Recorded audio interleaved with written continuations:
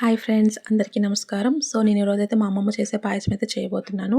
మా అమ్మ దగ్గర నుంచి మా అమ్మ నేర్చుకునింది. మా అమ్మ దగ్గర నుంచి నేనైతే నేర్చుకునైతే ఈ పాయసం చేయబోతున్నానండి. సో, ఎలా చేశానో చూసేయండి. ముందుగా అయితే ఒక బౌల్ తీసుకొని అందులో వాటర్ అయితే తీసుకున్నాను. అందులో కొన్ని శనగబ్యాళ్ళు వేసుకున్నాను. అలాగే కొన్ని వేరుశనగ గింజలు వేసుకున్నానండి. సో, వాటినన్నీ వేసి కాసేపు మరగబెడుతున్నాను. ఇంతలోపు మనం ఒక చిన్న రోల్ అయితే తీసుకొని కొన్ని యాలకులు, అలాగే కొంచెం సోంపు, కొంచెం సొంఠి అయితే వేసుకొని దంచుకుంటున్నానండి. సొంఠి అంటే అల్లాన్ని ఎండబెడితే అది సొంఠి అవుతుంది. సో, వాటిని వేసుకొని అంటే ఫైన్ పౌడర్ అయితే అవసరం లేదు. కొంచెం కచ్చా పచ్చాగా ఉన్నా కూడా పర్వాలేదండి. ఈ పౌడర్‌ని అయితే నేను అందులోకి వేసుకొని ఒకసారి కలుపుకున్నాను. సో, నేను దానిలోకి కొంచెం సగ్గుబియ్యం అయితే తీసుకున్నానండి. సగ్గుబియ్యం అయితే వేస్తున్నాను చూడండి. అలాగే కొంచెం సేమియానైతే తీసుకున్నాను. సేమియాని కూడా బాగా వేయించి, సేమియా గోల్డెన్ కలర్ వచ్చేసే వరకు అయితే వేయించుకోవాలి. తర్వాత దానిని కూడా నేను ఒకసారి అందులో మరుగుతున్న వాటర్‌లోకైతే వేసి ఒకసారి బాగా కలుపుకున్నాను. ఒకసారి బాగా కలిపిన తర్వాత అయితే నేను కొంచెం కొబ్బరినైతే తురిమి పెట్టుకున్నానండి. సో, అలా తురిమి పెట్టుకున్న కొబ్బరినైతే ఒకసారి వేసి ఇంకొకసారి మళ్ళీ కలిపాను. కొంచెం రవ్వను కూడా తీసుకొని బాగా వేయించి గోల్డెన్ కలర్ వచ్చేదాకా బాగా వేయించి, రవ్వను కూడా అయితే నేను అందులోకి వేసి ఒకసారి కలిపానండి. ఏంటి ఉప్మా చేస్తున్నాను అనుకోవద్దండి.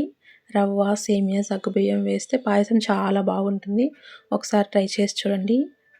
సో, రవ్వ కూడా గోల్డెన్ కలర్ వచ్చేదాకా వేయించుకొని, ఈ రవ్వను కూడా ఒకసారి అందులో వేసుకుంటూ బాగా కలుపుకోవాలండి. రవ్వలో ఉండలు కట్టకుండా చూసుకుంటూ ఒకసారైతే బాగా కలుపుకొని అయితే మూత పెట్టి ఒక 10 మినిట్స్ అయితే బాగా ఉడకబెట్టుకుందాము.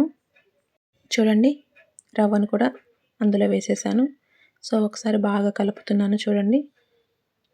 రవ్వ కూడా వేసేసాకైతే బాగా కలిపేసి కాసేపైతే మూత పెట్టేసానండి. సో, సగ్గుబియ్యం అయితే ఉడికిపోయింది. సేమియా కూడా ఉడికిపోయింది. రవ్వ కూడా ఇంకా 5 మినిట్స్‌లో ఉడికిపోతుంది. సో, ఇలాంటి టైంలో నేను బెల్లంని కొంచెం పొడి చేసి పెట్టుకున్నాను. సో, మీ టేస్ట్‌ని బట్టి వేసుకొని మీకెంత కావాలో అంత.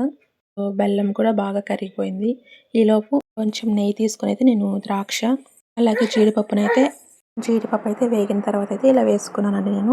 ఆ నెయ్యి ఫ్లేవర్ అయితే పాయసంలో చాలా టేస్ట్‌గా ఉంటుంది. సో, షుగర్ కూడా వేసుకొని చేసుకోవచ్చండి. షుగర్ తినని వాళ్ళైతే ఇలా బెల్లం వేసుకొని అయితే చేసుకొని తింటే ఆరోగ్యానికి చాలా మంచిది. సో, నచ్చితే ఒక చిన్న లైక్ ఇవ్వండి. Please subscribe.